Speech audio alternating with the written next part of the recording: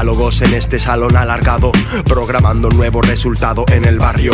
Cambios de comodidades duales creciente un bimbando. Dudas existenciales, ¿será eso importante para calmarme o angustiar el gusto de desnudarse ante lo inevitable? ¿Retrocedo o avanzo con los años? ¿O formo parte de una espiral sin tiempo más grande? Padezco como el lobo estepario, trazando el trance simultáneo un martes de este calendario imaginario que es palpable, con signos conceptuales, fusión de los caracteres lunares y terrestres, culpable por el desequilibrio de poderes entre la gente. La mente potente no deja que mi corazón reviente, tengo amarrado un torniquete, voy manchando las paredes de mis cárceles, voy marchando del presente sin quererme. Ya nada es como antes, ni el sabor del parque, ni las raves, ni la ilusión de enamorarme de sus caricias sonrientes. Estalló mi fuente, quebró el mundo viejo, entró en la muerte, depositó la semilla en la pista para un mundo nuevo. Agradezco el fuego interno de la sombra del universo, converso con la contradicción deslocalizada, mirada lúcida, mágica, canalización de este sueño eterno. Experto en el terreno, en moverse entre los cuatro elementos,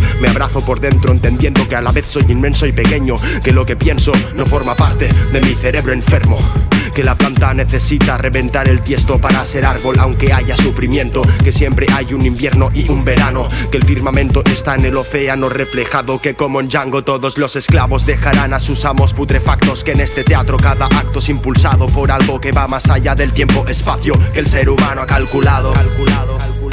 Son contradicciones, relajaciones, con adicciones, sensaciones, ecuaciones, montes, prisiones, pasiones, razones, sentimientos y visiones. Son contradicciones, relajaciones, con adicciones, sensaciones, ecuaciones, montes, prisiones, pasiones, razones, sentimientos y visiones. Contradicciones, relajaciones, con adicciones, sensaciones, ecuaciones, montes, prisiones, pasiones, razones, sentimientos y visiones.